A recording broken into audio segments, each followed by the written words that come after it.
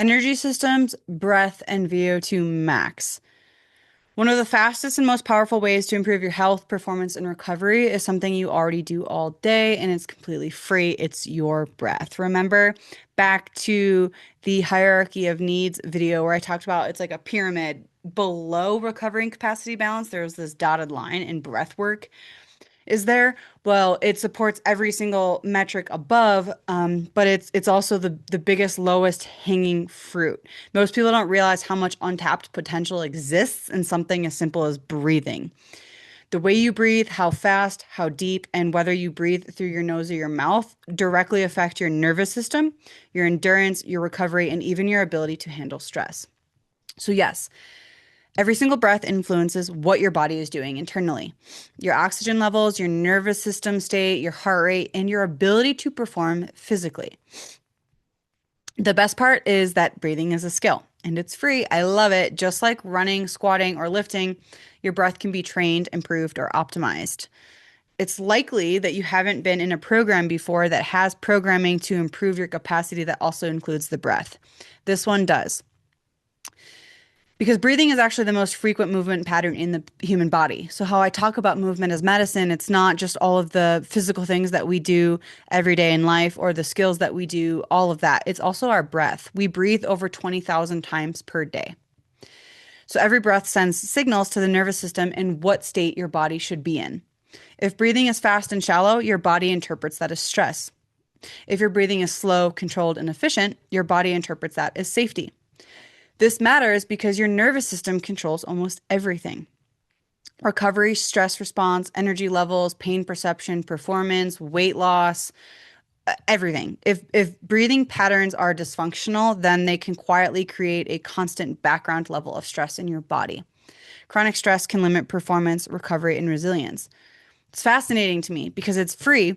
It's something that we can control, we can utilize every second of every day, and yet we often outsource a lot of our problems to other people. When we can refocus back on our breath, it would solve a lot of things.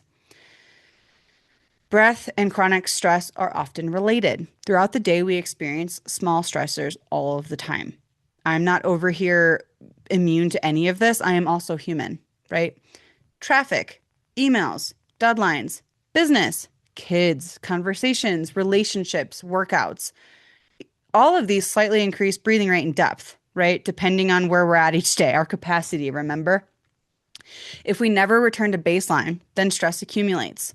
So over time, the nervous system becomes stuck in the sympathetic dominance state, fight or flight. In this state, it makes sense. Recovery decreases, inflammation increases, coordination is terrible, pain sensitivity rises, performance declines, weight loss stalls. Your body becomes more focused on survival than adaptation because it literally feels threatened. So, yes, breathing patterns are one of the biggest drivers of the stress load, which means improving breathing which means improving breath control can dramatically improve how your body handles stress. So it goes back to capacity versus load. We often, when we experience pain and have all of these frustrations and setbacks, we relate it to just the workout that we did that day or didn't do. When all of these other buckets impact our overall capacity, your breath is one of the biggest driving factors for how you handle stress, therefore, your overall capacity. There are two simple rules of breathing, or better breathing, I should say. When we improve breath control, there are two foundational things that will make the biggest difference being breathe through your nose and breathe as little as possible or breathe less. Rule number one is breathe through your nose. So your mouth is for eating and talking. Your nose is for breathing. Your nose can do several critical things for your body. It filters air, it warms or cools incoming air, humidifies the breath, and it produces nitric oxide. Now, nitric oxide is extremely important because it dilates blood vessels and improves circulation. That means better oxygen delivery to tissue and better cardiovascular efficiency. So if you want that, nasal breathing is going to help you do that. It also helps you maintain a parasympathetic state, which supports recovery and regulation, as we know.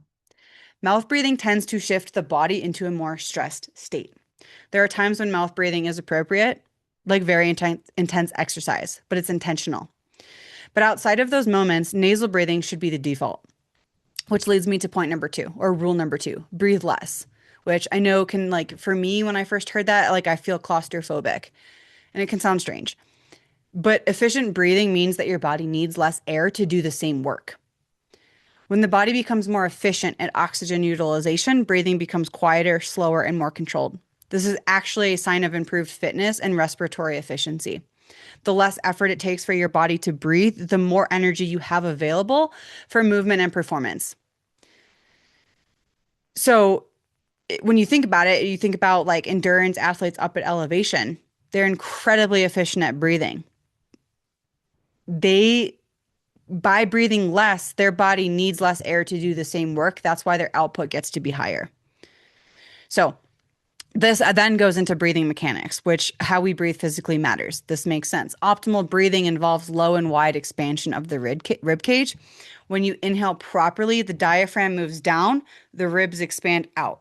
The back of the rib cage expands as well. This is 360 circumference, right? This creates circumferential expansion, making the rib cage expand in all directions. This is the goal. A common mistake that most people make is focusing on belly breathing alone. Like that, just that isn't good, especially women with pelvic floor. If you focus just on belly breathing, then often you're not utilizing your pelvic floor as part of your entire breath. And this could lead to incontinence, pain, pelvic instability, all of these things. So while the abdomen does move during breathing, focusing too much on pushing the belly forward can actually create excess tension in the lower back and your pelvis. So instead, the goal is 360-degree expansion through the rib cage. This is low and wide, not high and shallow. Breath and energy systems. Breath is directly tied to how your body produces energy. Your body uses different energy systems depending on the intensity of the activity. Lower intensity work relies heavily on oxygen, right? This is why zone 2 for endurance athletes is prime. Higher intensity work relies more on stored energy in anaerobic systems. Improving breath mechanics and efficiency improves how well your body delivers oxygen to working muscles depending on what you're doing. That means better endurance, better recovery between efforts, improved efficiency, and higher work capacity. This is one reason why breathing plays a role in VO2 max. I have a lot of people that come to me that want to increase their VO2 max, and then I ask them why, and they have no idea. VO2 max represents your body's ability to take in, transport, and utilize oxygen. Breathing is the very first step in this process. So if breathing mechanics are inefficient, it limits the entire chain. Another powerful benefit of breath training is the ability to influence your nervous system. Again, the nervous system keeps popping up in these videos. Slow nasal breathing can shift the body towards parasympathetic state, which the ultimate goal supports recovery, relaxation, and healing. Faster breathing patterns, stress, increase sympathetic activation, fight or flight. Now, neither is good or bad, but they serve different purposes. The goal is being able to move between them effectively, and we control when, not our breath control it. This gives you control over your energy and stress response. And for athletes, especially, that control is incredibly valuable because it is a good indicator of how you're going to perform. When breathwork is integrated into training, it should be simple and minimally disruptive. Most of the time, it can be incorporated into warm ups, cool downs, low intensity endurance work, recovery periods. I'm doing this for you. Like by being in this program, it's a natural part of the programming, but it's something that you should know, right? Because again, this is about education and mentorship, so you can do this forever. The three major areas where we look at when training the breath are mechanics. So, how well are you breathing? Two, CO2 tolerance. How well is your body tolerating carbon dioxide buildup during breathing, which is closely tied to endurance, performance, and breath control. And then number three, nervous system state regulation, which is how breathing influences stress, recovery, and emotional regulation. These three areas are deeply interconnected. Improving one often improves the other, right? Like get good at one thing, it's going to improve everything. And as we all love, there is, of course, an athletic advantage to your breath. When athletes begin training their breath intentionally, at first it's like, oh my God, I can't believe this actually worked, right? They realize how much potential they were leaving untapped. Often, like, people that are like running all of the time and then they're like, I'm not improving or I'm stressed or I'm injured, the only switch we make is putting them in zone two, which is 60 to 70% of your max heart rate. So stress response immediately goes down. They're able to breathe less and breathe through their nose. And there is a little bit of like holding tank to build aerobic capacity. But once they do, it's like, oh my God, I can't believe I can spend 3 hours on the trail, not get burnt out, recover, and have energy to still play with my kids afterwards. So after all of that shock comes clarity. They begin to understand that something they've been doing their entire life can actually be refined to improve performance, recovery, and resilience, and it's freaking free. Breath training gives athletes control over variables that they didn't even realize that they had influence over. The most athletic people you see often know how to utilize their breath the best, and that control becomes a powerful advantage. Fun, right?